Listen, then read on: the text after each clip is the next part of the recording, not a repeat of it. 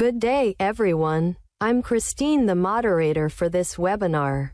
I welcome everyone to today's webinar, Navigating the Transition to a Supervisor Role. I would like to introduce our presenter for today, Caroline D. Rickens. Caroline D. Rickens is the founder and owner of CDR Consulting Services, LLC in Atlanta's Greater District, Georgia. I would now like to hand over the floor to the speaker. Over to you, Caroline. Thank you so much, Christine. Thank you. Welcome, everyone.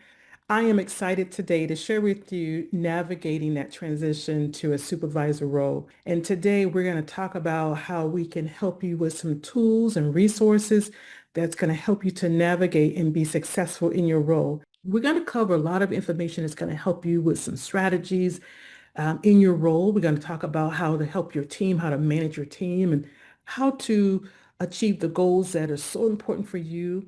One of the biggest challenges that we see is constructive feedback. We're going to cover the introduction of supervision. We're going to talk about developing a supervisor mindset. We're going to talk about the effect of communication. We're going to talk about decision making. We're going to talk about building your team and goal setting and planning. We're going to talk about feedback and coaching techniques. We're going to even talk about emotional intelligence in the leadership role. That is so important as a leader. But most of all, I left this last because I want you to feel comfortable about stress management when you're in your role. So when we're going to talk about the introduction, and we're going to talk about these areas here. We're going to talk about what's so important as a leader and what we have to cover and understand. So first of all, let's understand the role of a supervisor. Now let's talk more about this. We talk about now understanding the key responsibilities of a supervisor. Now I really want to now see the transition starting to take place. So now why is it no longer? Because you're no longer that individual person. You're now monitoring other employees. You're now responsible for other employees. Let's talk about the difference, the key differences between the individual contributor. As you can see, the alignment of the organizational goal. This is important for you as a leader to understand what is your goal for your organization. Now that we've gone through those areas, now let's talk about the challenges. Developing leadership and people management skills. Now, understanding leadership versus management. Understanding the leadership role. That means that leadership means your ability to influence. Now, we talk about the characteristics of leadership. We talk about the action. You got to, again, inspire your team and motivate them to make sure they understand the organization culture. Understanding management. Now, we're wearing a different hat. So when we talk about management, we're talking about this is the process of planning and organizing. And again, the characteristics, it's a process oriented. Now, we talk about the management in action. Now, why supervisors need both leadership and management. So why supervisors need both leadership and management? We talk about the emotional intelligence part of it, adopting the approach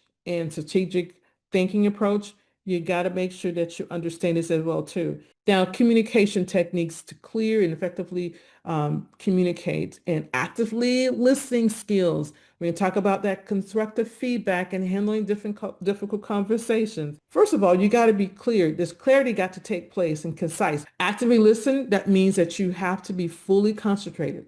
Providing constructive feedback and handling difficult conversations. Decision-making skills. We got to make sure a couple of things is understanding decision-making process, understanding the decision-making process. And in the steps in decision-making, again, identify the problems. And then we talk about analyzing risk and benefits, making informed decisions and timely decisions. This is important. Building your team, which is important. And then we talk about team building activities, as I shared with you before. Have a strategy where it improves the relationship. Diverse personalities, as I shared with you before. And your team, a group where they have to be united together. And this is where it's important for you to commit to them, to share. And this is where the staff meeting comes in place. And then setting the goals and planning long-term goals and short-term goals. Goal setting and planning, you're monitoring the progress, and then feedback. Again, feedback and coaching technique. When we talk about feedback, please make sure you are giving clear feedback. Be very specific about what you're talking about. And again, the technique for effective coaching, the technique, again, to share experience and knowledge. And then support professional development within your team.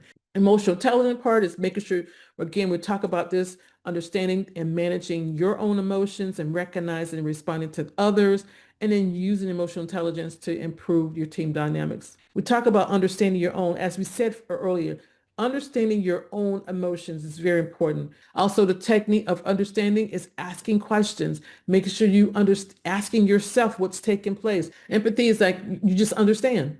That means you understand.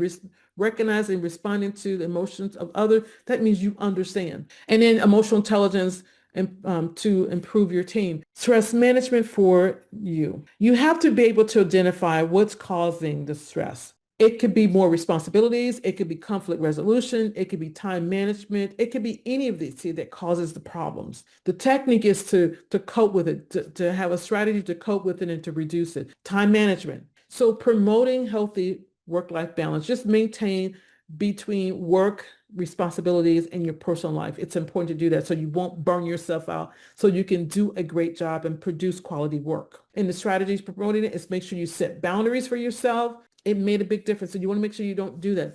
Encourage time off. Take your time off. If you're entitled to it, take it off and balance that workload. And most of all, promote that positive environment. Thank you, Caroline, for the great presentation. My word of encouragement to all of you is to make sure that you celebrate the wins. You always look at opportunities to improve. As a leader, you are going to lead by example.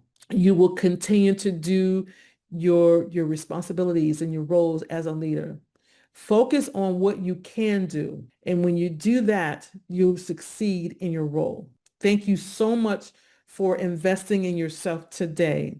And I applaud you. And please continue to get the training, get the development that you deserve in your role. Thank you, Caroline. That concludes the session for today. Thank you, everyone, for participating. You may all disconnect now and have a great day.